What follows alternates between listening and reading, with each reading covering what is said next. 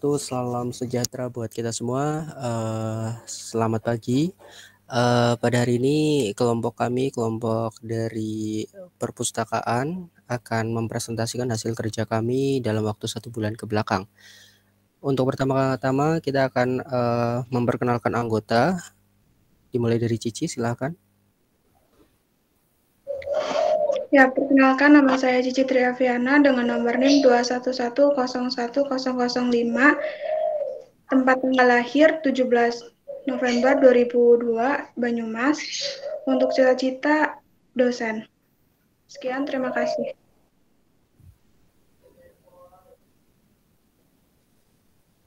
Baik, yang kedua adalah saya sendiri, Ganang Tulus Prananda dengan NIM 2111006, kelas S1 TT09A, dan cita-cita saya menjadi pegawai BUMN. Selanjutnya silakan. Baik, perkenalkan nama saya Amar Raditya Wilujeng. Saya dengan NIM 2110107 dari kelas S1 TT09A, tempat tanggal lahir Banyumas 20 Juni 2002, dan cita-cita saya sebagai dosen. Terima kasih.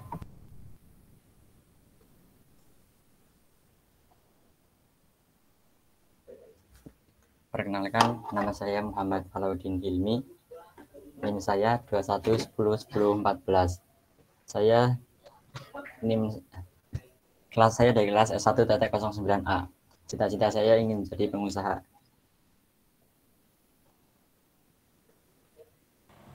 Perkenalkan, nama saya Ridho Putra Pasaribu. NIM saya 211010022. Saya berasal dari kelas S1 TT09A. Cita-cita saya menjadi manajer perusahaan. Baik, selanjutnya kita akan langsung masuk ke presentasinya. Silakan, next slide.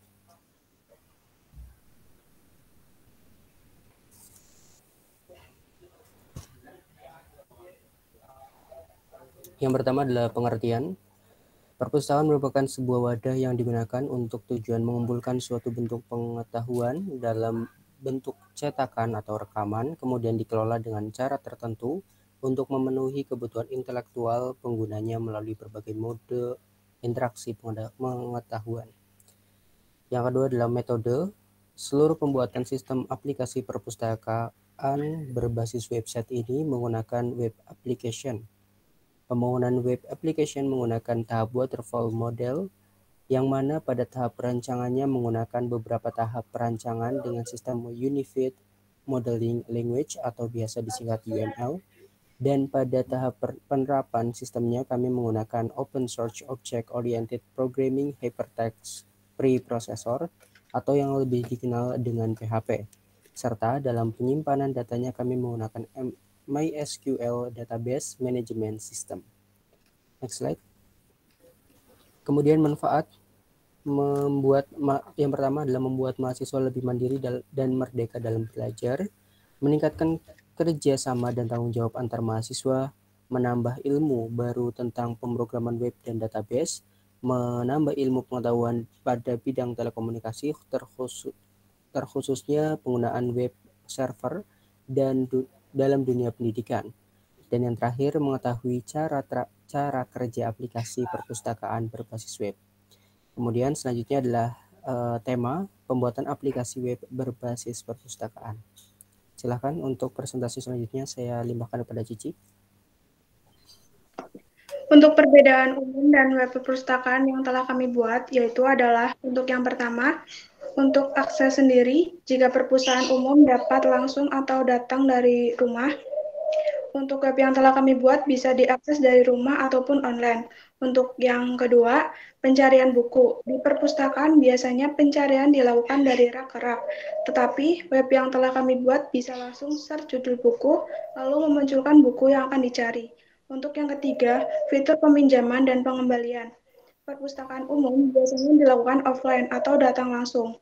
Tetapi web yang telah kami buat bisa meminjam atau mengembalikan buku melalui online atau dari rumah. Untuk yang keempat, pendataan buku. Di perpustakaan umum, pendataan buku dilakukan secara manual, tetapi web yang telah kami buat dilakukan secara sistem informasi. Yang kelima, fitur keanggotaan. Di perpustakaan umum biasanya pustakawan sulit menambah, menghapus, dan mengedit data anggota. Tetapi web yang telah kami buat, pustakawan dapat menghapus dan mengedit data anggota. Next.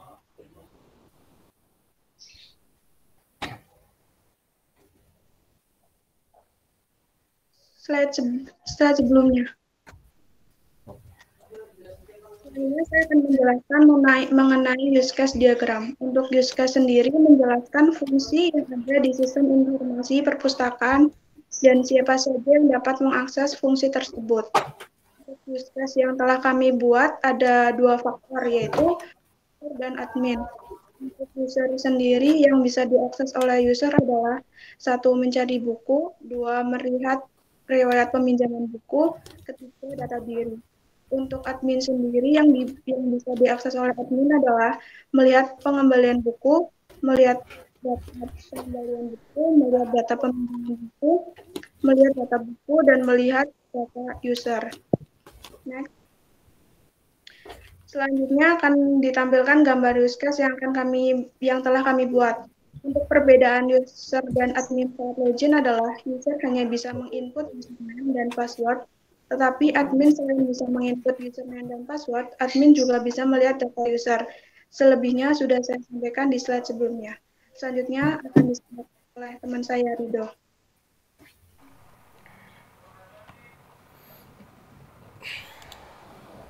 Di sini saya akan menjelaskan beberapa dari diagram use case, yaitu ada kelas diagram. Kelas diagram ini menggambarkan struktur sistem dari segi pendefinisian kelas-kelas yang akan dibuat untuk membangun sistem.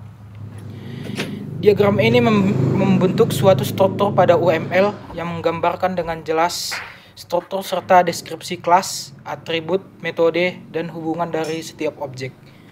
Ia bersifat statis dan artian diagram kelas bukan menjelaskan apa yang terjadi jika kelas-kelasnya berhubungan, melainkan menjelaskan hubungan apa yang terjadi. Di sini kita dapat melihat diagramnya, yaitu ada user, ada data pengguna, ada pengembalian, ada peminjaman, serta tampilan perpustakaan buku. Fungsi-fungsi dari kelas diagram ini adalah menunjukkan struktur dari suatu sistem dengan jelas. Yang kedua, meningkatkan pemahaman tentang gambaran umum atau skema dari suatu program. Next. Di sini ada activity diagram, yaitu activity diagram yang menggambarkan workflow atau aliran kerja atau aktivitas dari sebuah sistem atau proses bisnis. Diagram yang memodelkan proses yang pada sebuah sistem merupakan pengembangan dari use case yang memiliki alur aktivitas. Tujuan dari activity diagram ini yaitu 1. Menjelaskan urutan aktivitas dengan suatu proses. Merupakan metode perancangan terstruktur mirip dengan flowchart maupun data flow, diagram flow. Di sini kita dapat melihat bentuk dari diagramnya, yaitu activity diagram data login, ada user dan sistem. Pada activity diagram data buku ada admin, login, serta ada database yang telah diperbarui. Next. Di sini ada activity diagram data anggota. Di situ kita dapat menampilkan dalam pemeriksaan data anggota, serta di sistem tampilan form data anggota, serta di activity diagram data peminjaman. Di situ dapat ditampilkan di user pengunjung, database, admin pustakawan. Next. Selanjutnya akan dijelaskan oleh teman saya Hilmi. Selanjutnya adalah sekuensi diagram atau diagram sekuensial. Diagram sekuensial menggambarkan kelakuan objek pada use case dengan mendeskripsikan waktu hidup objek dan message atau pesan yang dikirimkan dan diterima oleh objek. Jadi di sini ada contoh sekuensial diagram data user dan sekuensial data buku. Pada sekuensial data user yaitu dimulai dari petugas memilih menu data user, dari form buku menampilkan form user, dan petugas menginput data user dalam form buku. Lalu Pada sequential data diagram data buku, petugas memilih menu data buku dari form buku menampilkan form buku. Selanjutnya, petugas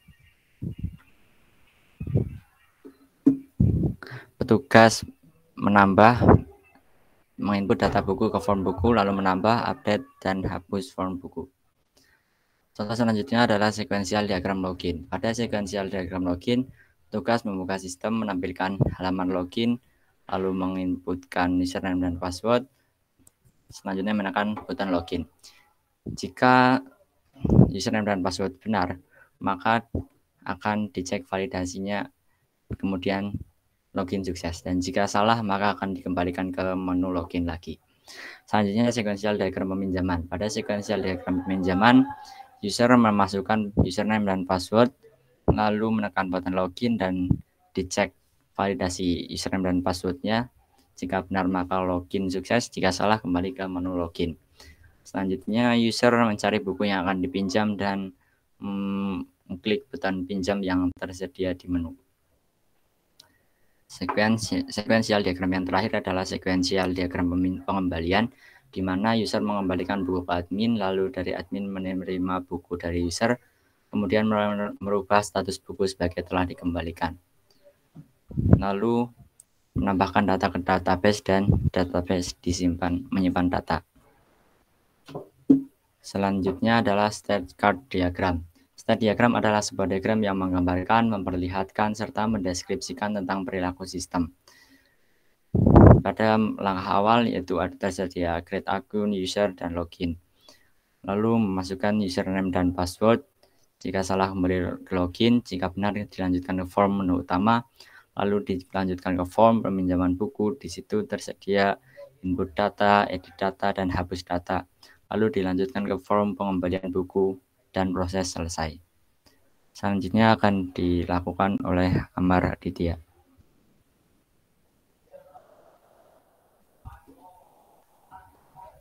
Baik, terima kasih. Di sini saya akan menunjukkan Mas Ilmi, stop screen dulu. Saya mau saya akan langsung mempresentasikan web yang telah kami buat ya.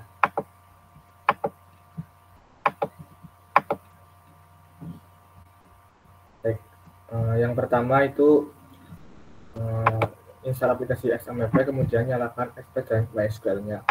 Lanjut ke website, yaitu bisa ke Chrome ataupun Mozilla ya. Di sini saya menggunakan Chrome. Yang pertama saya klik localhost strip phpMyAdmin. Nah, di phpMyAdmin ini saya menambahkan SQL perpustakaan yang telah saya buat, database perpustakaan yang telah saya buat. Kemudian saya akan mengetik localhost ITTP. ITTP ini database yang telah saya buat ya. Di perpustakaan yang telah kami buat ini terdapat beberapa submenu. Yang pertama ada logo ITT Telkom sendiri, dan ada nama perpustakaannya yakni perpustakaan ITTP, kemudian ada subhome, rekomendasi buku, cari buku, login, kemudian ada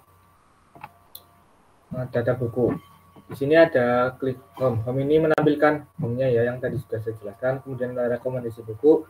Rekomendasi buku ini menu yang menampilkan buku-buku baru. Kemudian ada cari buku, yakni menampilkan buku yang akan dicari. Misalkan di sini saya akan mencari buku bumi, kemudian klik cari, klik form cari, maka di bawah akan langsung memunculkan hasil pencarian buku bumi. Seperti ini. Kemudian ada menu login.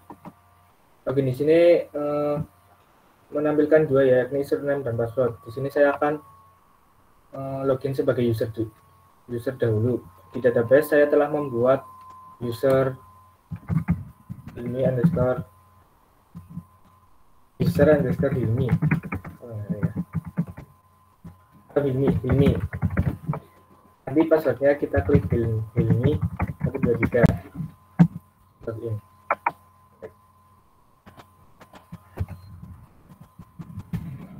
Nah, diklik di user ini submenunya sama kayak kita login perpus pada umumnya yang tadi saya telah jelaskan. Terdapat menu perpustakaan, home, rekomendasi buku, cari buku, logout, dashboard, dan juga buku baru. Kemudian ada rekomendasi buku. Di dashboard ini kita bisa memunculkan data diri dari usernya, yakni terdapat nama, niche atau nick, alamat rumah, alamat sekolah, jenis kelamin, tanggal lahir. Dan ini bisa diupdate ya sewaktu-waktu misalkan terdapat ada data yang salah. Kemudian ada sub riwayat peminjam buku, yakni peminjaman yang telah dilakukan user. Di sini telah saya contohkan terdapat 2 peminjaman yang telah dilakukan user ini, yakni ada buku Advance Computer dan juga ada sama buku Advance Computer ya. Kemudian di sini ada menu logout, yakni menampilkan user telah logout dari perpustakaan dan kembali ke halaman menu awal. Selanjutnya kita akan login sebagai admin ya, dengan username yang telah saya buat, admin_adit, dan juga password adit123. Di admin ini terdapat beberapa banyak submenu ya. Yang pertama ada data buku. Data buku ini menampilkan lihat data buku, kemudian bisa menambahkan data buku. Ada data user, menampilkan data user dan menambahkan data user. Kemudian data peminjaman, melihat data peminjaman dan juga menambahkan data peminjaman. Selanjutnya ada data pengembalian, yakni melihat data pengembalian yang telah dilakukan oleh user. Kemudian ada submenu home, yakni kembali ke halaman utama. Submenu logout, yakni melogout sistem adminnya ya. Kemudian ada dashboard. Dashboard ini sama berisi user, berisi data diri admin. Coba kita ke menu lihat data buku. Nah, data buku ini telah ada sub-sub ya yang yakni ada ISBN, judul buku, gambar, pengarang, penerbit, dan juga tahun. Kemudian ada action ini bisa langsung diedit dan juga hapus.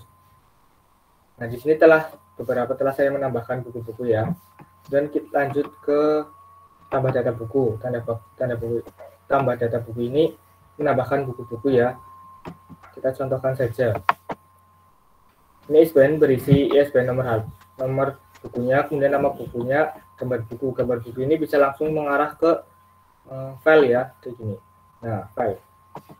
Ini bisa menambahkan gambar buku yang akan ditambahkan. Kemudian ada penulisnya siapa, penerbit, genrenya apa, tahun terbit, kemudian stok, tempat terbit, dan sinopsisnya. Kemudian klik add buku. Nah, di add buku nanti kita bisa lihat data buku di sini. Nah, sini ada data buku yang telah ditambahkan. Kemudian data user. Data user ini kita melihat data user yang telah di-add oleh admin ya. Ini ada admin itu sendiri dan juga ada Hilmi sebagai pengunjung. Dan ini tambah data user.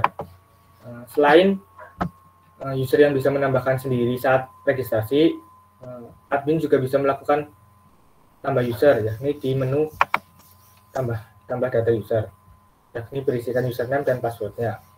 Dan kita ke data peminjam, ini melihat data peminjaman ya. Di sini telah ada 2 peminjam yang sebagai uji coba contoh ya. Ini ada Hilmi yang meminjam buku-buku. Ini ada tanggal kembali. Kalau yang di bawah ini berarti usernya ini belum mengembalikan buku ya, karena tidak ada tanggal kembalinya. Nah, ini bisa diedit dan bisa dihapus juga. Selanjutnya ada tambah data peminjaman. Nah, tambah data peminjaman ini misalkan tadi ya Hilmi belum meminjam, berarti di ini dicatat ya PSBN-nya berapa, nanti tanggal pinjamnya berapa, kemudian klik catatannya nanti di add data. Nah, nanti di sini muncul lihat data pengembaliannya. Misalkan ini di action ada di show.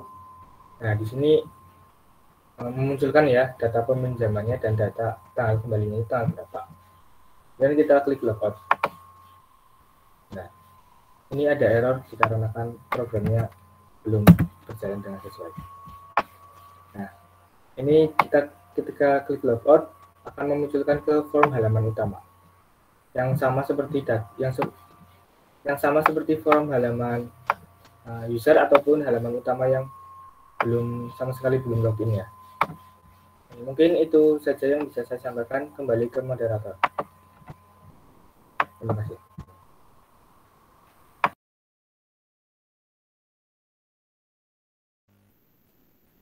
Baik, silakan Hilmi ditampilkan kembali.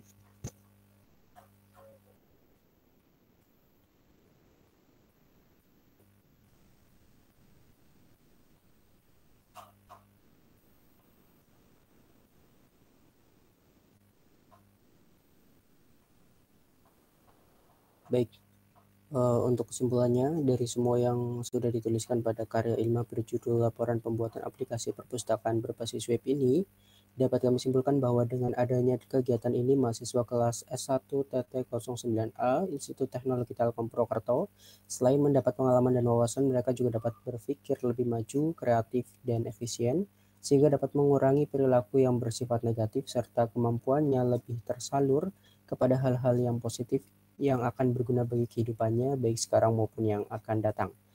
Dan untuk sarannya, tetaplah menjadikan kegiatan serupa ini menjadi sarana mahasiswa Institut Teknologi Telkom Purwokerto untuk menambah pengetahuan, wawasan, dan pengalaman.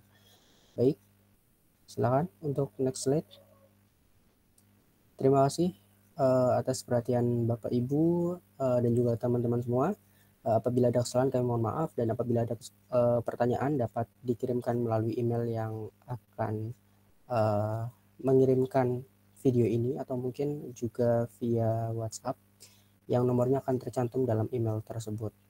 Dari saya sebagai moderator, terima kasih atas perhatiannya. Wassalamualaikum warahmatullahi wabarakatuh.